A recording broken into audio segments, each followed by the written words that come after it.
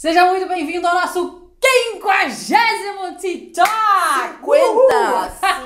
50 episódios! 50 episódios de conteúdo gratuito sobre Camélia Sinensis aqui no nosso canal. Seja muito bem-vindo, a gente está muito feliz. Realmente são 50 episódios, mais de 50 horas, porque a gente tem TikTok aí que dá mais por 1h30, a gente tem TikTok de 40 minutos, enfim. Eu sou a Carla, ela é a Carol, nós somos especialistas em chá e sommeliers de chá da Chá Pra Quê e da Blue Dog Revolution. E a gente tem como objetivo formar os novos especialistas em chá no Brasil e fazer você também beber mais Camélia Sinensis e amar mais Camélia Sinensis. E para comemorar nosso 50º episódio, a gente quer falar sobre um país maravilhoso que a gente ama muito.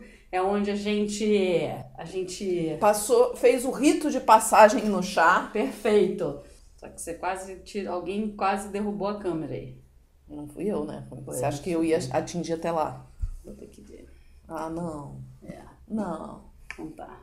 A gente fez o rito de passagem no chá. Isso. No Sri Lanka. E esse país produz uma linha de chás pretos famosíssima, que são os Ceylon Teas, ou os chás do Ceylon. Os chás do Ceylon são majoritariamente pretos. O Sri Lanka é, para quem não sabe, uma gotinha bem pico-ruxa embaixo da Índia. Fica lá a Índia, depois tá ela ali, muito pequenininha. E o Sri Lanka praticamente produz chá preto. Ele também produz chá verde, também produz chá branco.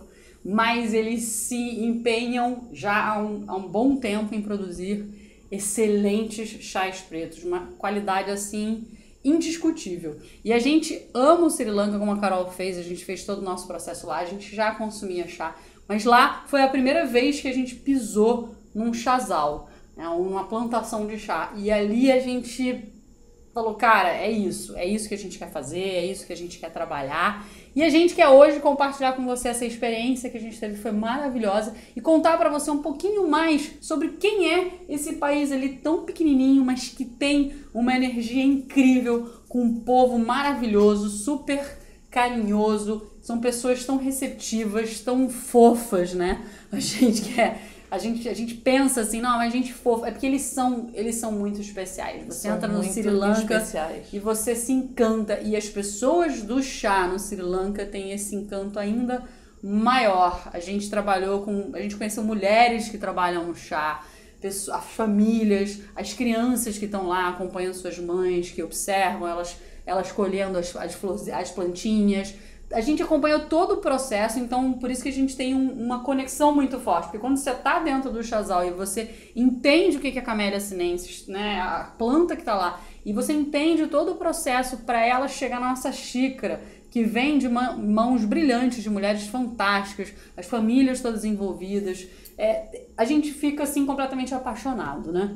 Eu se deixar, acho que eu falo só isso o tempo todo, porque é muita paixão mesmo. É muita paixão. A gente é muito grato ao povo singalês. É isso. Não só pelos chás maravilhosos que eles oferecem pra gente. Os Ceylon Teas são famosíssimos na Europa. Os britânicos amam os Ceylon Teas, os chás do Sri Lanka. E como a Carla falou, são pessoas muito especiais. É um país com uma energia muito boa. Isso, Carol traduziu toda a minha emoção aqui de uma forma. Tô tentando botar num negócio, porque senão a gente pra ficar palpável pulando. Também, a gente... E realmente foi algo muito impactante na nossa vida.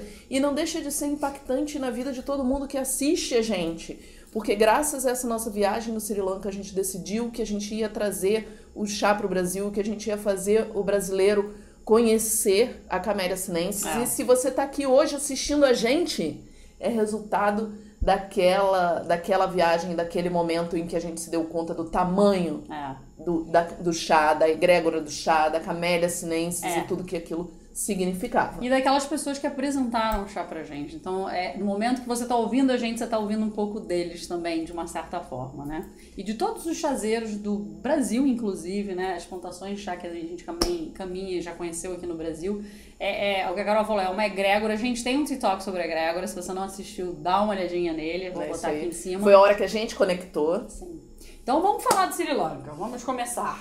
Bom, como a Carla já posicionou vocês, vão lá dar uma olhadinha no mapa. O Sri Lanka é um país, ele é um país independente. Sim. no sul da Índia. Eu já vi muita gente cometendo esse erro e achando que o Sri Lanka faz parte da Índia. Tá. E não faz, tá? Porque a gente já viu assim, Ceylon Tea, origem Índia. Não.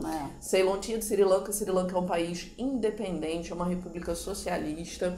Ele fica banhado ali pelo Oceano Índico. Totalmente cercado pela água, né? E o nome Sri Lanka, quer dizer Ilha Resplandecente, é um nome relativamente novo, porque só mudou de nome na década de 70. Verdade. O nome Ceilão, ele vem da colonização portuguesa, que começou mais ou menos assim, junto com a gente. Eu acho que foi em 1505. Cabral deu de cara com o Brasil em 1500, 1505. Foram ali para o Sri Lanka, que era algo quase que óbvio de acontecer, porque os portugueses estavam na Índia, o interesse deles era a Índia, então chegaram ali no Sri Lanka. E Ceilão vem da palavra Sinhala, que também origina a palavra singalês, que é o idioma falado lá no Sri Lanka. Esse idioma, ele vem do sânscrito e quer dizer terra de leões. E a gente vai falar sobre os leões também, que eles estão conectados ali com o símbolo também do chá. Aliás, eu lembrei que você falou dos portugueses. A gente, quando tá no Sri Lanka, a gente ouve muita gente, qual o seu nome? Aí o primeiro nome é um nome, né, que é pra gente... Singalês. Singalês pra gente é meio difícil, mas às vezes o sobrenome da pessoa é tipo Silva, e você fica assim, oi? Fernandes. E você fica, tem alguma coisa Oliveira. E aí, se você vai na história, faz sentido. Eles são os portugueses. Exato, né? Tem muitos nomes de famílias portuguesas, e isso era uma coisa... E nomes de ruas portuguesas, tanto que a capital se chama Colombo. E foi fundada pelos portugueses, a capital do Sri Lanka. E aí os portugueses chamaram de Ceilão, ou Reino do Ceilão. Que é a coisa mais linda do mundo. Exato. E depois dos portugueses vieram os holandeses e por fim vêm os ingleses já lá para 1800 para colonizar o Sri Lanka. Né? E ficam lá até 1948. Caramba. O Sri Lanka ele só se torna né? independente em 1948 e na década de 70 é que ele muda de nome.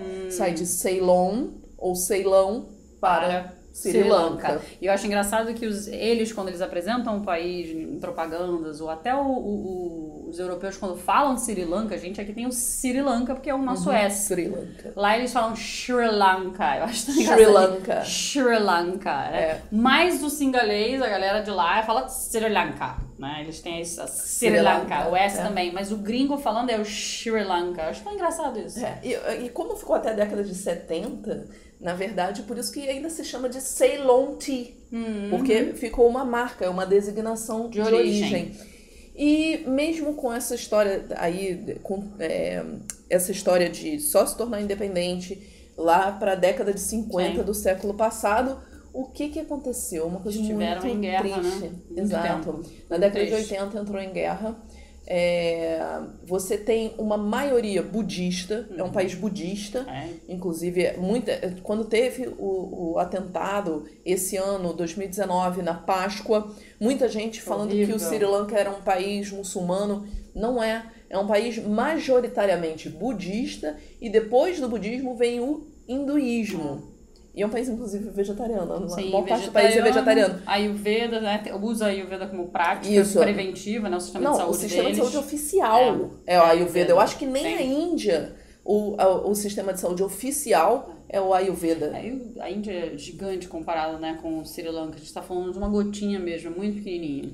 E, na verdade, o motivo da guerra principal foi que você tem um povo hindu, que são os tamils, que ficam no norte do Sri Lanka, na parte mais próxima à Índia, e eles queriam construir a pátria tamil. Eles queriam dividir o país e fazer a pátria tamil.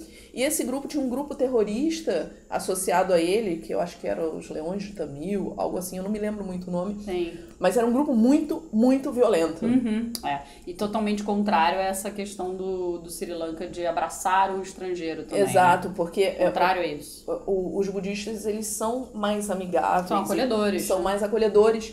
E aí o país ficou 30 anos em guerra. Tanto que o Sri Lanka hoje, ele tem um turismo que é gigante. E existe o turismo do chá, que é enorme, é maravilhoso. E também existem outros turismos, por exemplo. Isso, pra surf. De surf, tem a galera que vai pra questão de, né, ver animais, porque as espécies lá são super diferentes. É um país super preservado. Super preservado. Então tem o turismo digamos, de esportes e também tem o turismo da galera que vai fazer hiking, que vai fazer, como é que fala? Escalada. Turismo de aventura, turismo ecológico. Isso que eu queria dizer, turismo ecológico. Tem bastante também. Exatamente. E Colombo, que é a capital, é extremamente visitada por 1 trilhão de turistas o tempo todo, né? Você entra lá, você tem, obviamente, a população singalesa que tá lá, né, o tempo todo, mas você vê lá um monte de gente branquinha ali no meio, né? Porque o singalês, ele tem a tonalidade de pele que lembra do indiano. Bem mais escura. Quando você chega assim, tipo, muito branca, chama muita atenção, né? Chama muita atenção. Embora eles tenham convivido com a colonização britânica muito forte ali dentro. E 30 anos de guerra, eles conseguiram a paz, acho que foi em 2009. Sim. Também foi um país que foi afetado pelaquela grande tsunami que afetou toda aquela costa ali do Índico. Teve algumas cidades que, né, praticamente... A gente chegou aí... A gente foi em uma ou duas, né? A gente foi em Gauli. Gali. Que é no sul do Sri Lanka, e você via onde chegou o nível da água. Todas as primeiras casas estavam em frente ao mar, todas destruídas. E umas vazias, porque morreram as famílias inteiras. Ali não tinha herdeiro, ou quem pegar ainda não tinha resolvido aquela situação. E ainda estava naquela situação. Né? É porque também Sri Lanka tem aquela coisa de... Tem muita gente que considera que é um país pobre, mas eu acho que tudo isso depende muito de como a gente olha pra... A gente não pode chegar com a nossa mentalidade aqui de, sei lá, Brasil... Consumista ocidental. É outra mentalidade. Eu acho que o IDH é maior, né? Isso aí. Do que no Brasil. Também no Brasil é uma coisa gigante, né? O IDH do Sri Lanka é um dos maiores da Ásia. E o IDH do Sri Lanka é maior do que o IDH do Brasil, que é o Índice de Desenvolvimento Humano. Uma loucura isso. Então tem menos pobreza lá. Mas o conceito lá é diferente daqui. A gente não pode com a nossa cabeça... Consumista, né, da galera que acha que tudo é acessível, que tem acesso, né? Por mais que a gente tenha um país no Brasil com muita pobreza também, a gente tem, óbvio, são outros graus, né? Lá você tem outros graus de pobreza, é diferente. O que é interessante é o seguinte, que eu achei muito interessante, e por que talvez o IDH do Sri Lanka seja maior do que o do Brasil. Primeiro, a saúde é gratuita e universal. Sim. Então, mesmo as famílias mais ricas, as famílias mais pobres, elas vão no mesmo hospital. Os hospitais públicos, lá tem um hospital particular, mas não tem a fama dos hospitais públicos. Sim. E sempre, como a gente falou, medicina ayurvédica. Então, a medicina ayurvédica, eu acho que é uma grande diferença que ela tem para a nossa medicina ocidental, é porque ela é uma medicina de prevenção. Sim, é totalmente diferente isso. Isso é muito bom. Mas também a gente não pode comparar, né? Porque é aquilo que a gente falou, é uma gotinha comparado com o Brasil, que, sabe, quantos Sri Lankas não caberiam no Brasil? Lógico. É gigante. A educação também é universal lá no Sri Lanka, então todo mundo tem acesso à saúde e educação, e isso é uma coisa bem legal. E que é muito bom. Agora, como é que começou o chá? Vamos entrar no chá. A história do chá. Bom, já que tinha os britânicos lá, a gente já imagina que começou com os britânicos. Sim, mas agora vem a parte mais interessante. Na verdade, o que começou lá foi o café. Muito louco, né? Os britânicos resolveram plantar café no Sri Lanka. Tinha um clima que era um clima tropical, úmido, semelhante ao que a gente tem aqui.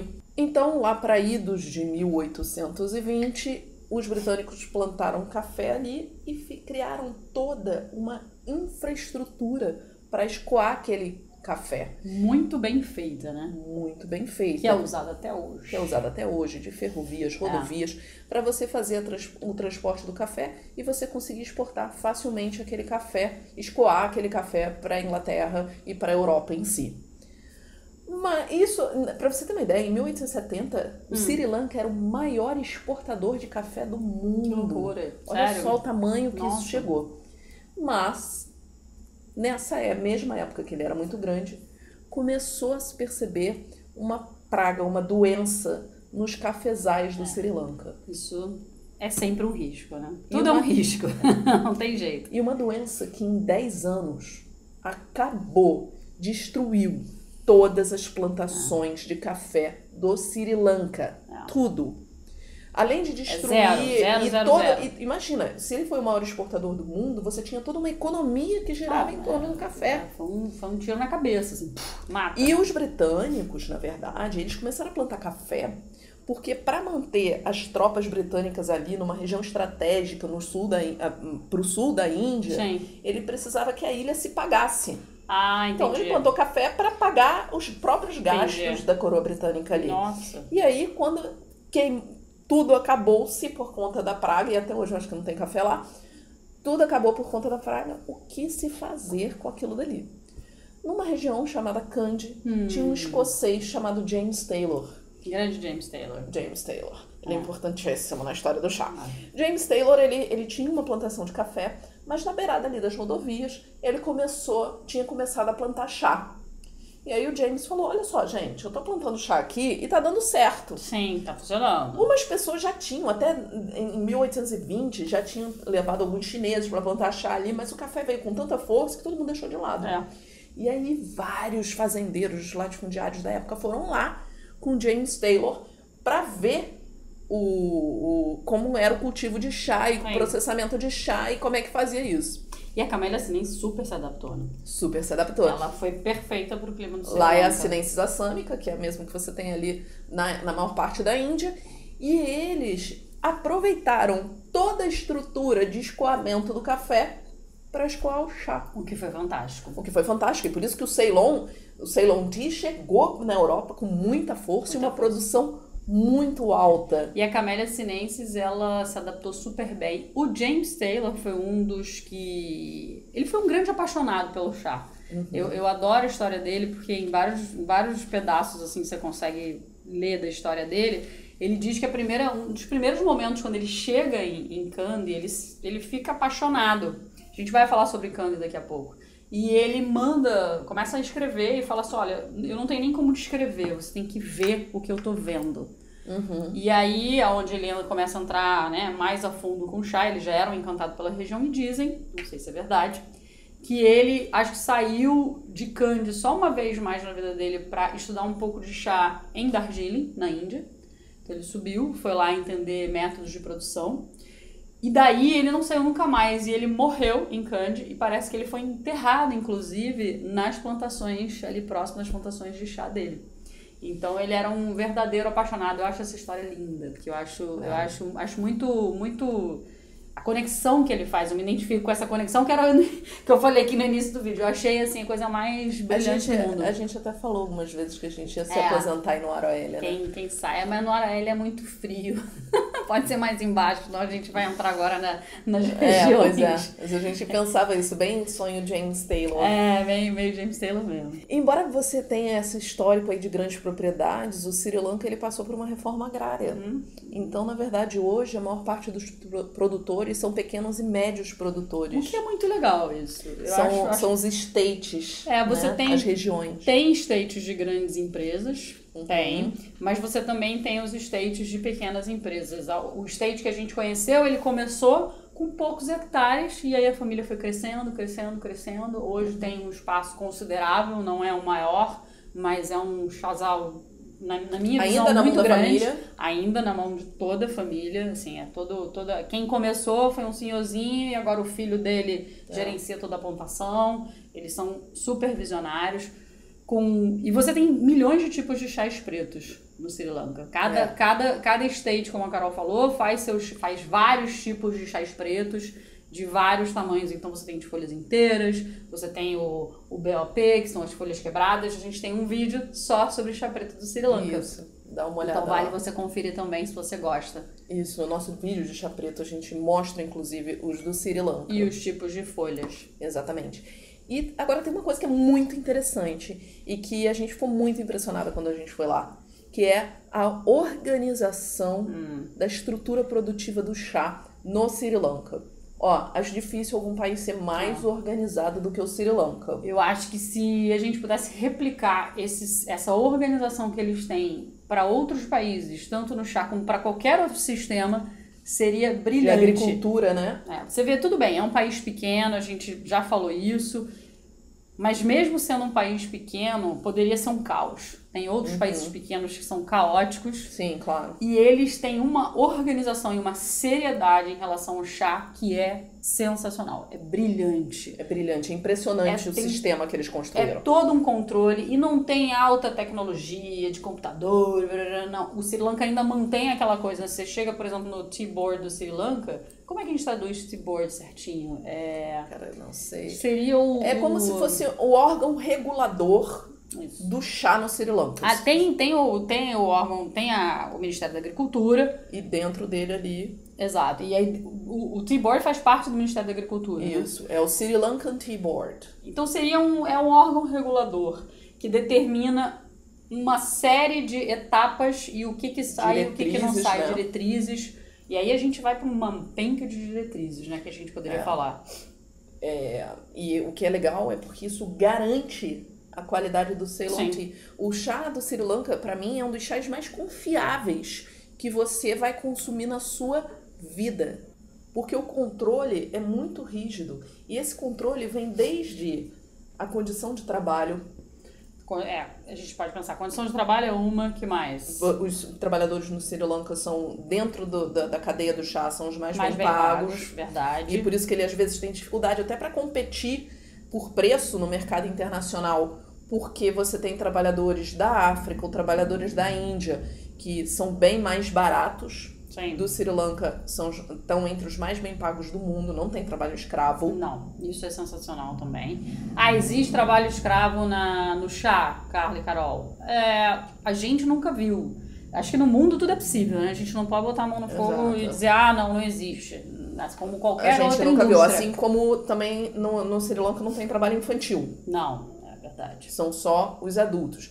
Essa parte dos donos da plantação na relação com os trabalhadores do chá é super regulada e os donos das plantações fornecem educação também para os filhos dos trabalhadores. Então, porque muitas plantações elas não estão ali no centro, no né? centro, elas estão afastadas. Então, para você chegar na plantação, você tem que andar um bom chão. Então, aí você está falando de lugares que são meio isolados. Você não tem como você ficar indo para por exemplo, Ruhuna, que a gente conhece bem. Não tem como você ficar indo para Colombo e ir para a plantação no mesmo dia. Impossível. São horas. É muito distante. Então, geralmente a plantação ela tem que acolher a comunidade que está em volta, que trabalha. Então aí você cria meio que umas mini vilas, né?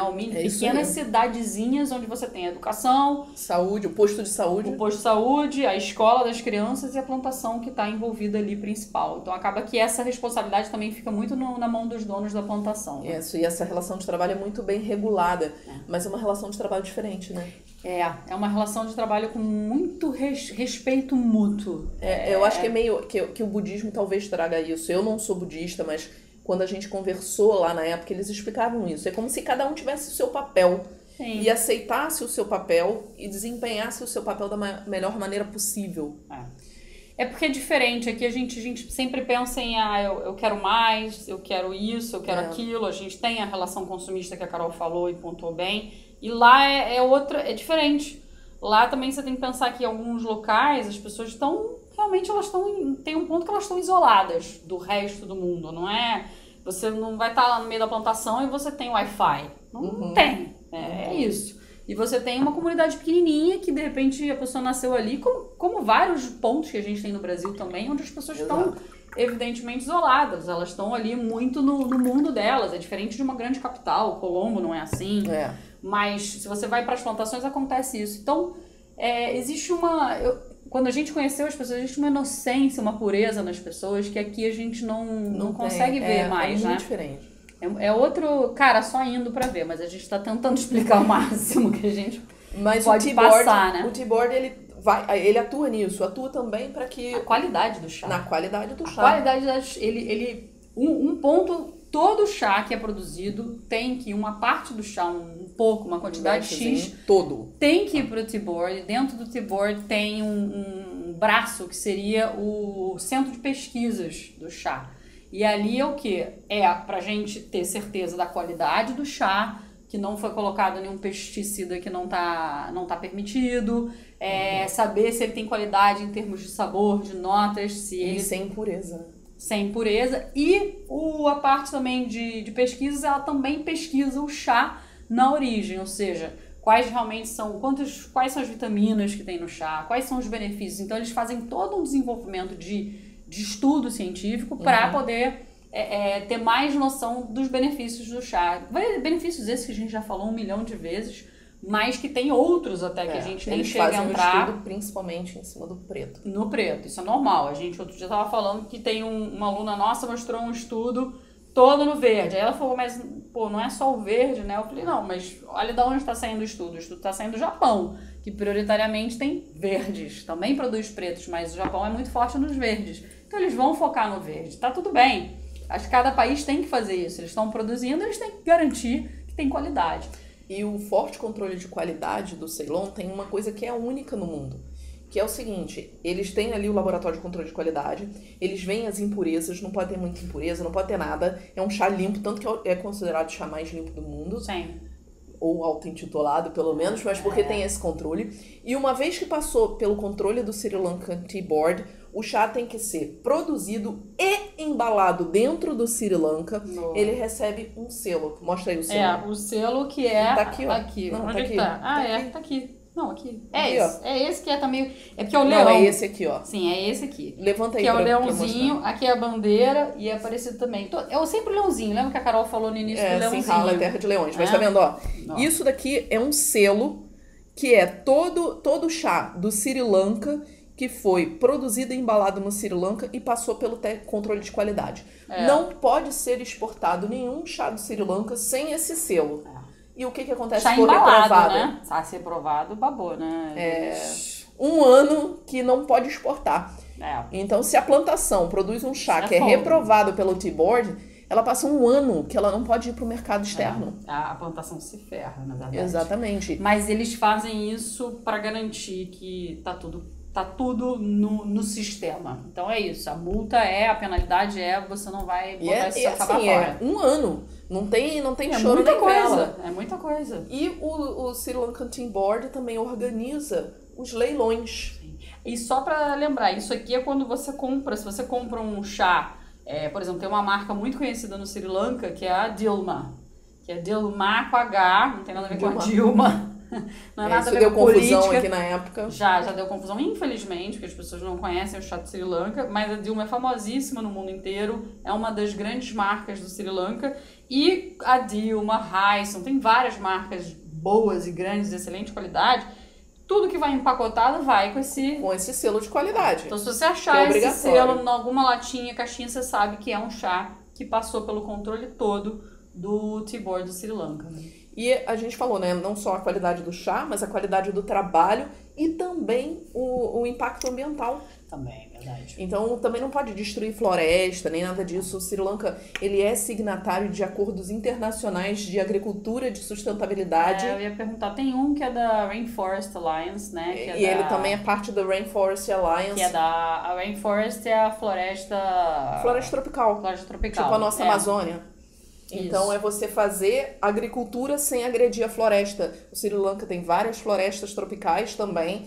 Então... Eles entendem, eles sabem de chá, eles conhecem chá, e eles entendem que todo esse equilíbrio faz parte, inclusive, da boa qualidade da Camellia sinensis. Faz parte do terroir. É o terroir que confere. E aí, como a gente tem... São quantas regiões produtoras? 7 regiões. 7. São 7 regiões produtoras num país tico-tico. Então, a gente está falando de... regiões produtoras. Em cada região produtora tem states, que são os chazais próprios. Como se fossem as fazendas. As fazendas, as plantações. E você tem várias em cada local. Então, cada um desses states produz seus chás. Tem plantações mais famosas em uns ou outros, tem plantações grandes que estão mais presentes em algumas. Vamos falar de todas as... Mas deixa eu só falar O que você quer falar? Fala. Eu quero falar dos leilões. Ai, desculpa, esqueci os leilões. Os leilões são bacanas. E os leilões a gente entrou porque a gente tava numa missão oficial. Porque quando a gente foi a primeira comissão latino-americana pro chá do Sri Lanka. Em 100 anos, na época de história do chá no Sri Lanka, é a primeira vez que você tinha uma convenção oficial de latino-americanos. A gente ficou muito feliz de representar o Brasil. Sim, junto foi com uma a delícia. nossa colega Lília, Que tá em São Paulo. que tá em São Paulo. A gente foi representando o Brasil. E a gente como só era entrou porque era essa missão oficial. porque senão não pode entrar. Tem esse pequeno detalhe É só homem. que sem comentários. Esse eu acho que é a única parte que não é boa, né? Porque os leilões, eles são feitos por homens.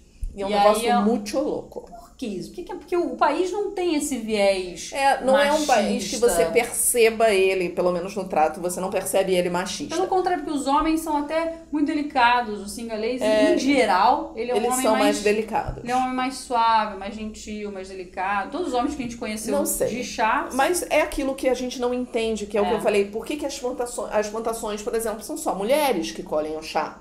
Mas tem uma explicação. Eles dizem que as mulheres são mais delicadas para colher. Então, mas de repente os homens são menos emotivos pra você comprar chá no leilão. Pode ser. Entendeu? Tudo lá, cada um tá na posição que teria que ocupar e eles têm um certo conformismo com isso, que eu acho legal. A gente vive no Ocidente muitas angústias internas Sim. por várias coisas. E o leilão é um troço muito louco. Porque a gente não entendia, tudo bem, porque a gente não entendia singalês, mas é algo assim, ó. Não, é assim, ó. Aí as pessoas que estão no leilão, eles dão uma levantadinha de mão que eu trouxe assim, ó. É bem delicado, né? Você não entende nada, porque você não vê quem levantou a mão, mas aí ele fala... Então você tem uma parte que analisa os chás, até dentro do próprio Tea-Board. Tem. E dentro da galera que organiza o leilão, que classifica os chás para definir os lances mínimos. Que é uma posição muito de um dos profissionais do chá, que se chama o Tea Taster, que é o provador de chá. É aquela pessoa que, como em outras bebidas premium, ele prova e cospe. No caso, o chá, ele até poderia beber, porque ele não vai ter nenhum problema mas se ia fosse ser vinho. muito chá. Só que é muito chá, e aí vai viciar mais a boca, então ele cospe toda hora. Ele pega uma colher e aí ele diz, tá bom, tá ruim, esse aqui não ficou perfeito. Ele classifica para os leilões. Porque é uma base pra daí dizer qual que é o preço inicial. E tem uma galera enorme que vai ali, né? Quem é que vai no leilão deles? Grandes empresas, tá? Lipton tá lá. Você tem a galera que revende para lojas, para fazer blends. A própria T-Shop. Twinings. Essa galera tá toda lá. Tem todos os representantes. Tivana já teve. Mas são várias empresas que estão presentes. E a verdade é que é um barato. A gente entrou, um monte de gente ficou olhando pra gente. A gente tava com mais umas, só 30 pessoas. Então todo mundo ficou virando assim, dizendo... E esse monte de mulher aqui, tinha várias mulheres também. E a maioria era mulher mesmo. A maioria mulher, tudo branquinho também. Eles davam assim, Mas deixaram entrar, porque assim, não é uma coisa também super rígida. Agora vamos falar das regiões. Olha só, a gente tem que... Vamos entrar nas regiões, porque as regiões é uma coisa assim, que eu acho incrível do Sri Lanka. Porque aí é onde a gente entra em todo o conceito de terroir. Você tem que imaginar que o Sri Lanka é uma ilhota assim. Eu vou botar a imagem pra todo mundo ver, porque senão vai ficar muito, né? Mas é mais ou menos assim, é uma ilhota assim, tipo uma gotinha. E aí as regiões, elas vão começando no nível do mar. Então se você olhar a ilha do Sri Lanka, que é a imagem que a gente vai botar assim de cima, né? Como se fosse uma foto assim da ilha. De satélite. Todas as regiões, elas vão entrando e subindo, né? Como se fossem... É montanha mesmo. Então elas vão subindo como se fosse até um pico.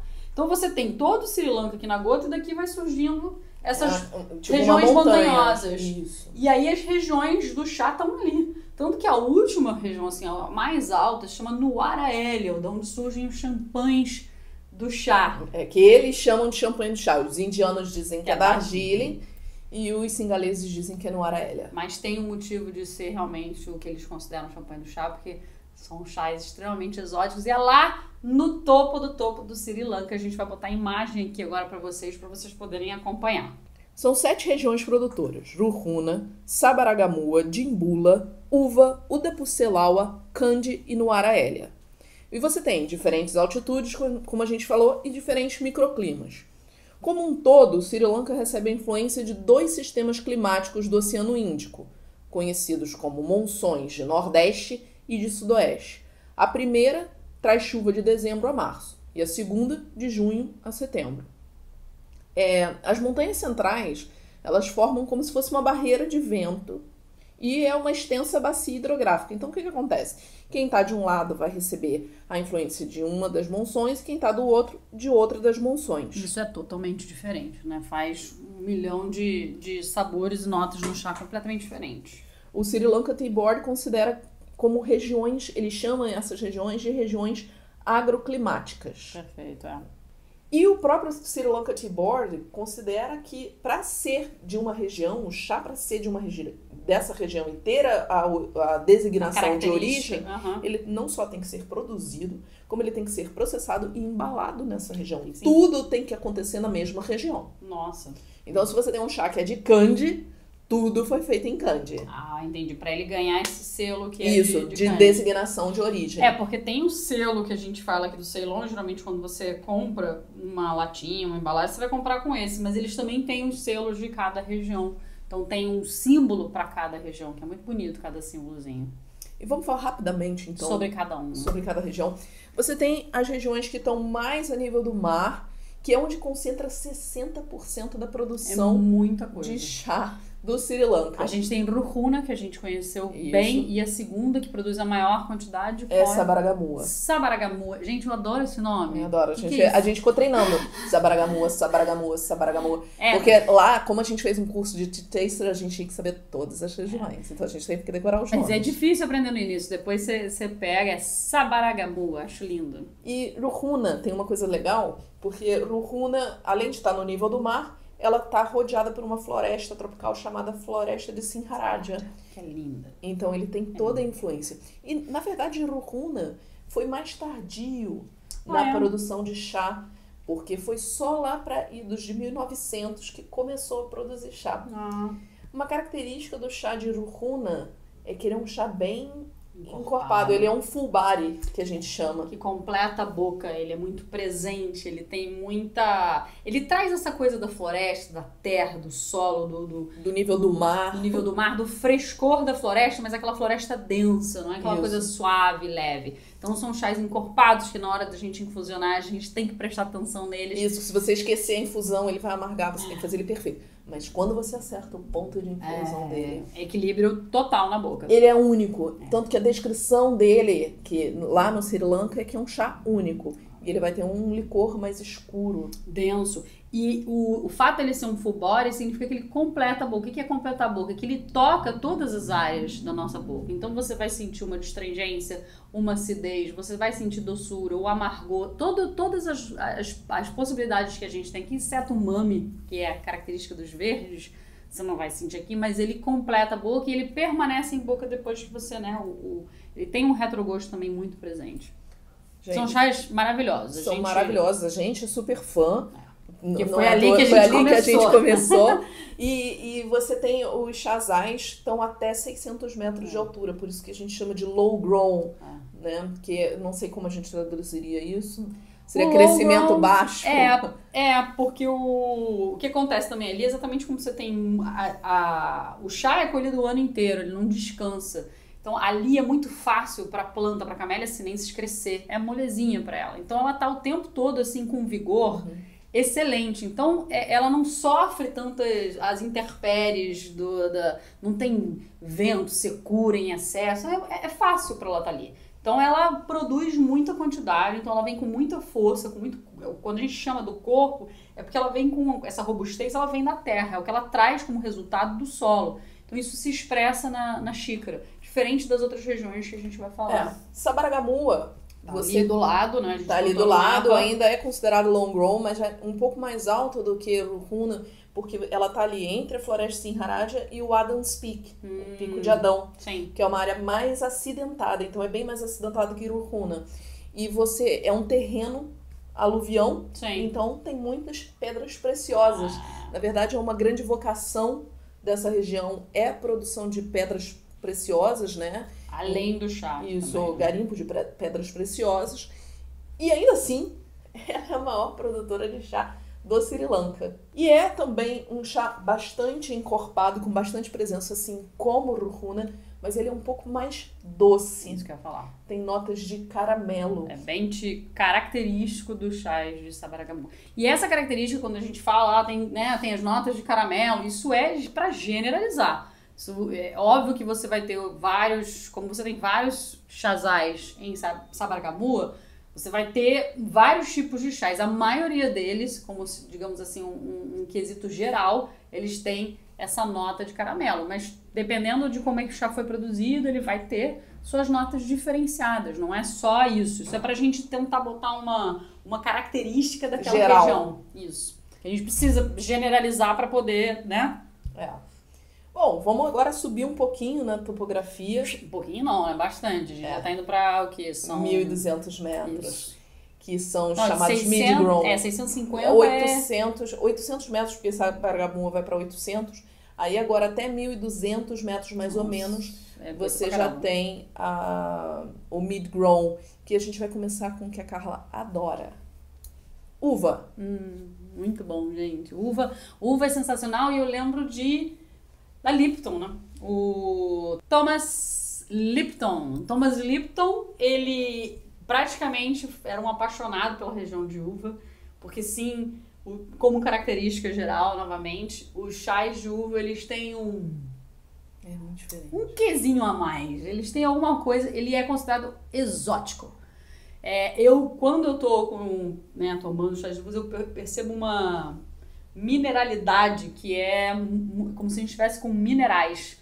É muito louco, é difícil de descrever. A questão é que o Thomas Lipton, que iniciou a Lipton, ele era um apaixonado pela região de uva e dizem na história, não sei se isso é 100% certo, que ele foi o primeiro a levar o chá preto de uva para os americanos. Então foi através do chá preto de uva que os americanos se encantaram com o chá. Na verdade, começou muito da história dos Estados Unidos, começou muito com a Lipton, mas foi ele digamos assim, o precursor para fazer com que os americanos, não todos, né, porque tem muita gente envolvida na história do chá nos Estados Unidos, mas ele seria um dos que fez os Estados Unidos e se apaixonar pelo chá do Sri Lanka. E tem uma coisa legal da região de uva que explica, vamos lá, terroir de novo. Sim. Isso é a única região que sofre a ação das duas monções. É noroeste e sudoeste que eles pegam. Nordeste e sudoeste. Perdão, nordeste e sudoeste. Isso, exato. ele pega todas as monções. Ela tá bem aqui assim embaixo na pontinha. Então vai ter 2 períodos de chuva. Isso realmente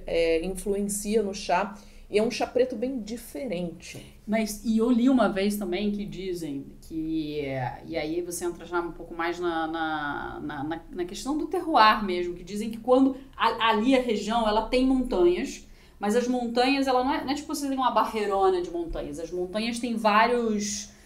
platôzinhos. E várias quebras. Então esses ventos, quando eles estão entrando... Eles não são, né, parados. Eles passam por entre esses buracos. Seria mais ou menos isso aí, das montanhas. Nessa passagem, aí ele vai captando tudo que tem das montanhas, então ele é um vento que ele muda no momento. Ele muda para chegar na região de uva. E ele chega seco. É isso aí. Muito seco. Então isso aí seria toda a explicação. Né? Você tem um chá tão diferente. Porque não é simplesmente o vento que vem direto na plantação. Ele passa por entre as montanhas, ele se torna mais seco, ele perde umidade ali, porque ele viria mais úmido, por estar vindo também do mar. Ele perde umidade e ele vem bem seco. Então já também é uma planta, a Camellia sinensis ali, ela já tem um grau de dificuldade para sobreviver. Mesmo assim, ela é colhida também todo ano, né? Em todo o ano inteiro. O ano inteiro. O ano inteiro. Ela não descansa, ela não tem esse momento. Tipo no inverno, como acontece na China. Bom, e aí... Subindo mais um pouquinho. Não, agora a gente vai ali meio que pro outro lado. Vamos dar a volta. Vamos para Kandy. Kandy também Kandy, que é onde realmente começou a plantação do chá ali. Ele é uma região que também é afetada por essas monções, só que a maior parte das plantações de chá ali estão nos vales. Tanto que Kandy foi a última região a ser dominada pelos ingleses. Você tinha um reino de Kandy, que era dominado ali pela população local, e foi a última área a ser dominada. E, no entanto, foi a área que nasceu o chá, que era onde morava James Taylor. Verdade. O café nunca se deu muito bem em Kandy.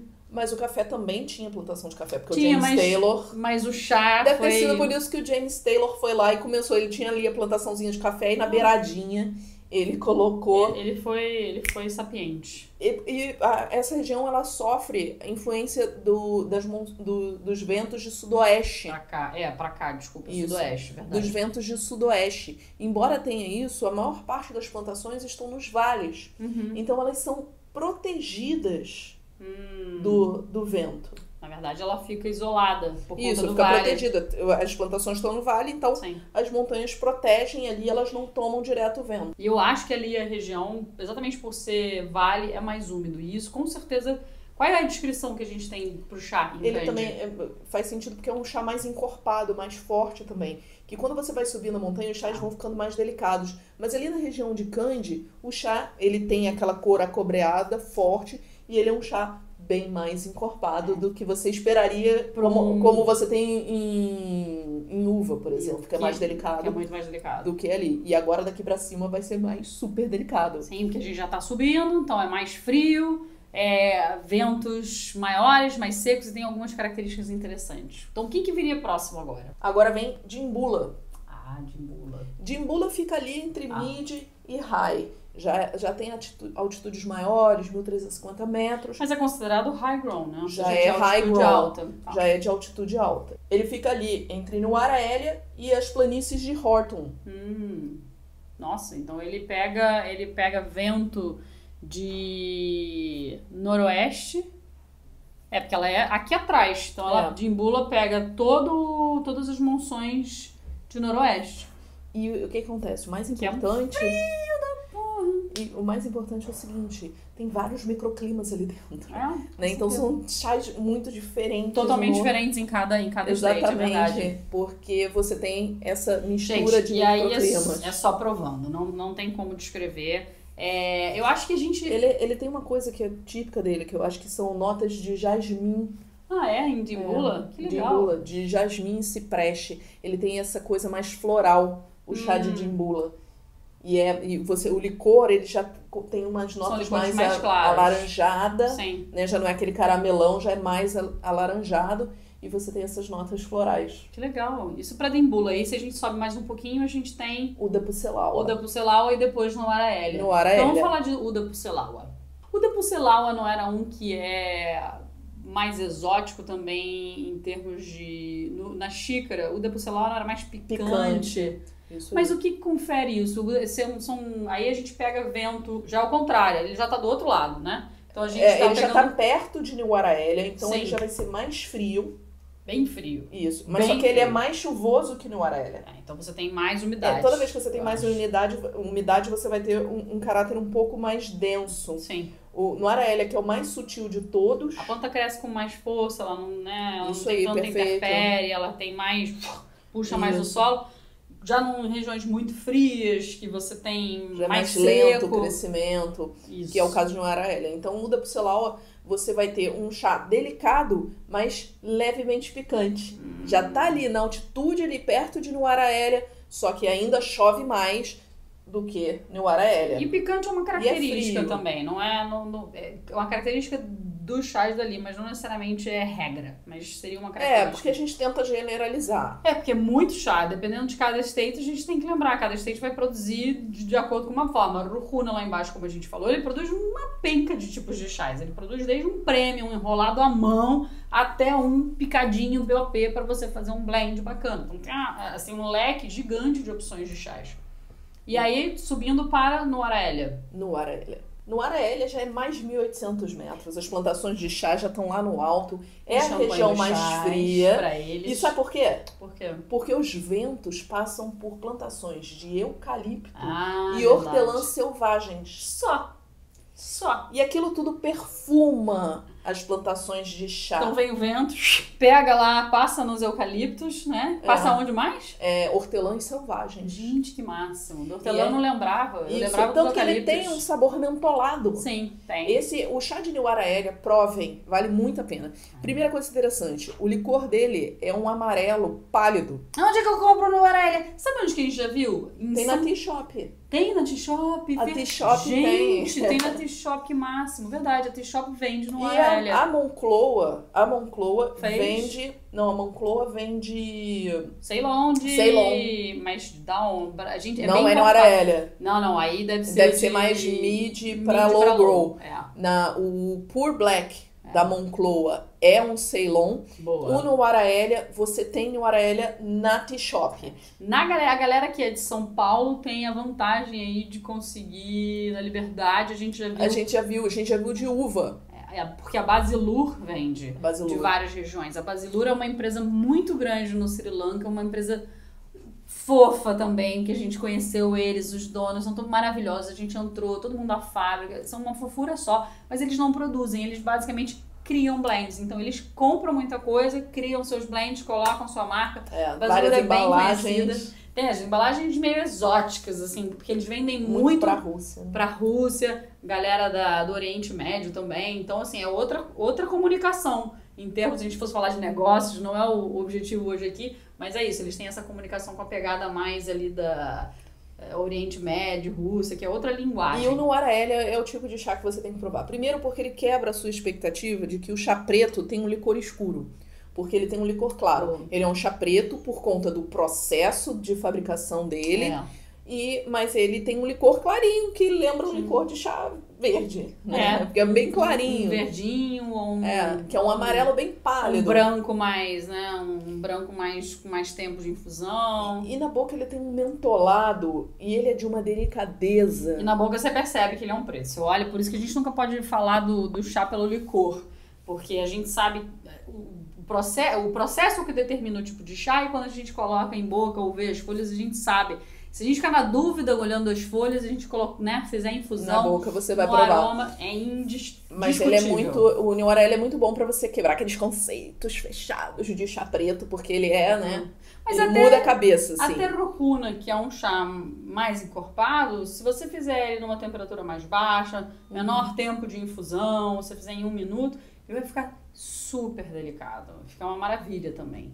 Mas aí tem essa característica, por isso que eles consideram champanhe dos chás. Porque tem esse plus aí dos ventos de eucalipto e o hortelã selvagem. Tem um mentolado muito bom. Isso é muito bonito. Gente, a gente podia ficar horas aqui falando sobre chá do Sri Lanka. Talvez a gente faça um TikTok para cada região, hora dessas.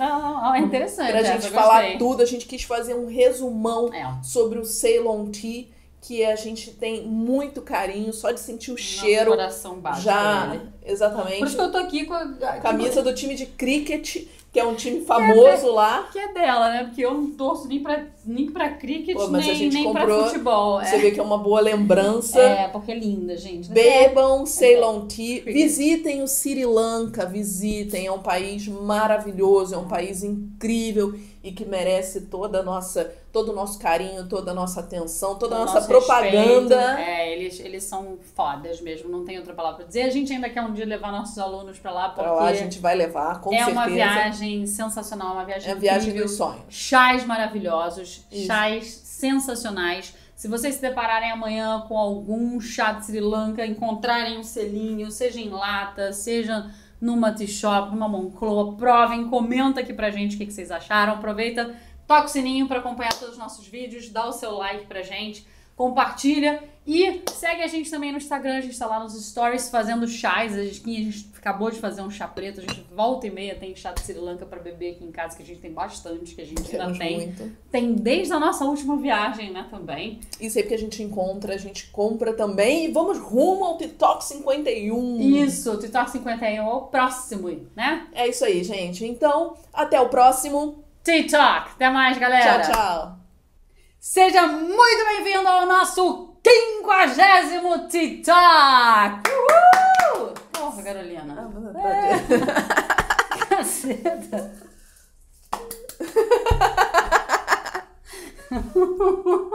É porque eu não esperava nada. Aí olhou pra mim,